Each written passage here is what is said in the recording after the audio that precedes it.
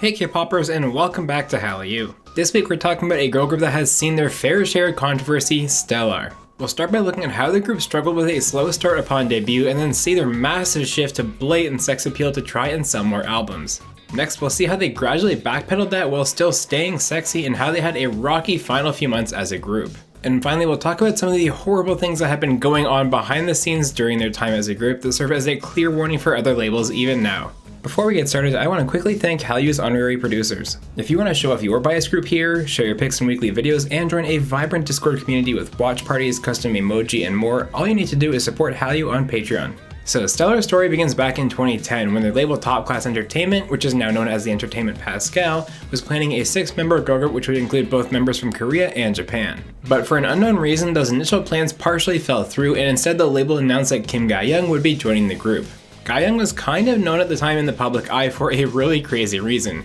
She was cast alongside Shinhwa's Eric Moon to be in the drama series Poseidon, but production was halted because of the bombardment of Yeonpyeong, a military escalation between North and South Korea that ended up killing 4 South Koreans and injuring 19 more. Unfortunately, because of that huge delay, SBS basically recast the entire drama including Gayoung's role, but nevertheless she prepared to join Stellar alongside Jeonyul and former members of the group Honeydew, Liesel, and Joa. Stellar made their official debut as a quartet on August 28, 2011 with the digital single Rocket Girl. This was a pretty simple and typical song, but it was 11 years ago, so for a girl group back then, it was a respectable debut. Unfortunately, it didn't do so well, with it only reaching 143rd on Gayoung's singles chart and only pulling in about 42,000 digital downloads. And to complicate things, Stellar was about to have a big roster shakeup as Liesel and Joa left in January 2012. They were replaced with 2 new members, Minhee and Hyoeun, and this new quartet would be the lineup for just about the rest of Stellar's career as a girl group. The new roster made their comeback with another digital single, this one being called UFO. The song actually did significantly worse though, only hitting 188th on the charts and not even cracking 25,000 digital downloads. The third time's the charm for these girls though, because with their third single Study, they finally made a bit of headway. This bright and poppy song caught a lot more people's attention, and it became Stellar's first song to crack the top 100 on Gayoung, coming in at number 90. Still not great, but a big improvement over UFO. And then the course of Stellar's journey as a girl group changed irreversibly in a huge way. The girl group's next comeback would change their image forever, as the group pivoted completely into pure sex appeal as their concept. That comeback was the EP Marionette, and as you can see, this MV was raunchy beyond all reason when compared to other girl group releases, and the promos before the album was released were just as bad. That's because on their Facebook page, Stellar's promo material was basically an incentivized stripping game where upon reaching certain like thresholds for the page, they would post more revealing pictures of the girls in the comeback. This rightfully received huge criticism, and it wasn't only for that. The group's MV was obviously given a 19+ rating and also banned for sexual content. And yet despite that, Marionette would end up being Stellar's best charting song ever, reaching number 35 on Gayoung at its peak. The group followed that up 6 months later with a digital single called Mask, which compared to Marionette was quite tame, but it still had very suggestive scenes and choreography. As you can likely imagine, at this point Stellar were the recipients of a ton of hate comments over the 3 years since their debut, and the girls used their next MV for the single Fool to portray them reacting to some of those comments. And while the MV was again much cleaner overall, there were still some gratuitous shots sprinkled in. But if you know Stellar's discography, you know they were about to prove that Marionette wasn't a one-time thing, because their next song was Vibrato.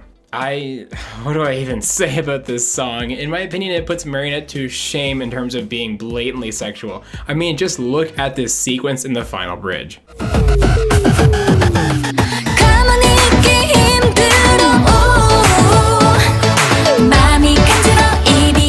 This was again a very controversial release that got hit by the ban hammer and a ton of criticism from the public. And it was clear at this point that the raw sex appeal being pushed by the label wasn't even working that well, because Vibrato barely made the top 100 on the charts, doing worse than their comeback Study, which came before the detour to sexy concepts. Now, would the Entertainment Pascal actually learn from this going forward? Kind of, maybe, but on the whole, really no. At this point, due to them being a poorly funded label and not selling well previously, Stellar went to Makestar to crowdfund their next EP Sting with the lead single of the same name. The song was still fairly sexy, but much less in your face about it, and Stellar openly stated they wanted to connect more with the fans through this comeback. Well, it definitely accomplished that, as Sting would end up being Stellar's best-selling album ever, but in the grand scheme of things, it was just a blip on the radar compared to other girl group sales. Now their next comeback is my personal favorite from the girls, which is the EP Cry and its lead single Crying. This was also funded via a Makestar project, and I have a really cool bit of trivia about this album. So for those of you who know this channel well, you'll know that I co-ran the YouTube channel Kville Entertainment for a couple of years from about 2015 to the start of 2018. Well, believe it or not, I actually pledged $50 to Stellar to help make this EP, and if you own the album, you can go right now, check, and confirm that Kville Entertainment is in fact an honorary producer on this Stellar album. Now back to the song itself. At this point, Stellar had really toned down the sexiness a lot from Marionette and Vibrato, and while it was low budget, it was a great song where you could actually appreciate the members' talents. What a novel concept. And it was at this point that, as bizarre as it sounds, Stellar had 2 firsts for a girl group. Their next EP, which featured the lead single Archangels of the Sephiroth, was the first group album on Makestar to ever earn over 1,000% of its goal. And on March 25th, 2017, Stellar also became the first girl group to ever hold a solo concert in Brazil, selling out a roughly 1,000 person venue to fans. Now in the month leading up to that new EP, Stellar actually added a 5th member, that being Gayoung. Though the EP did not have much commercial success, I thought this was a great release from the girls with a much more mature look that still had a bit of sexiness to it. Unfortunately though, Archangels of the Sephiroth would end up being Stellar's final release as a group. Now on August 23rd, about 2 months after this comeback, Gayoung and Jeonyul announced they were leaving the group upon expiration of their contracts, and 2 days later on the 25th, Stellar added a new member named Younghun. Yes, you heard me right, Stellar added a new member to bring them back up to 4, and yet the group would never release another song with that new member. This ending was a bit rocky to say the least. Just a month after Younghun joined the group, she and the other new member Gayoung were spotted auditioning for YG Entertainment's program Mix 9, though unfortunately neither of them made it past the audition phase. A few months later, on February 22nd, 2018, the members made posts online about a final fan meeting to be held 3 days later. That same day, former member Gayoung tweeted, quote, "People who play with other people's emotions are the worst," to which former member Hyoeun replied, "True," this of course being in reference to their unhappiness with the mismanagement from their label. The day after that fan meeting, Stellar disbanded as Minhee and Hyoeun's contracts both expired and they left the group, reassuring fans once again that when they left there were no issues among the members themselves. But while things between members had been fine, there were some serious problems that had built up behind the scenes for years that all came out in due time. At the end of 2018, Gayoung had a bombshell interview with Insight where she extensively revealed problems the members had with their label and how hard things really were for them. After their third single Study, their company was basically the CEO, a manager, and the girls, and the label was desperate to make money and stay afloat, so they resorted to sex appeal. And worst of all, they deceived the members while doing it. When speaking about that infamous spilled milk scene in Marionette, Gayoung recounted, "The member who drank the milk was 20 years old at the time, and after that incident she was so traumatized that she no longer drinks white milk. She was really hurt, because none of us knew how that image would look."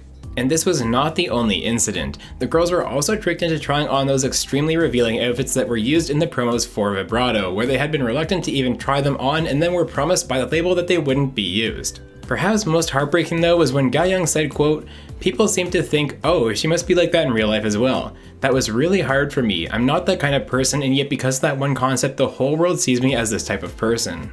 Gayoung actually reiterated these problems and specifically talked about the trauma the members experienced during that Vibrato concept on the show Miss back in 2020, including the fact that each member only earned about $9,000 total over the course of these 7 years in the group. So unfortunately, Stellar's story is not all sunshine and roses. While K-pop today is vastly different than it was when Stellar debuted, there are still small labels that struggle financially, especially with the past 2 years preventing live events and showcases. For Stellar specifically, they were victims of a label desperate for financial success who resorted to pressuring and tricking their members into overtly sexual comebacks. And to add insult to injury, that success was fleeting. While Marionette did earn them significantly more success than their previous songs, they never even came close to matching that success despite doing more sexy concepts like Vibrato afterwards. All that being said though, for the eternal optimist, there is a silver lining here no matter how sad it might be. And that is that looking back at Stellar's legacy should be a clear warning to all labels today that blatant sex appeal just does not sell sustainably and that there really are no winners when you go down that road. So those are all my thoughts on Stellar, but what are yours? What do you think Stellar would have been without that huge detour and focusing fully on sex appeal? As always, thank you so much for watching this deep dive, and if you enjoyed the video, be sure to like and subscribe so you don't miss all the great K-pop content that's coming your way right here at Hallyu. This has been deep dive number 89, Stellar.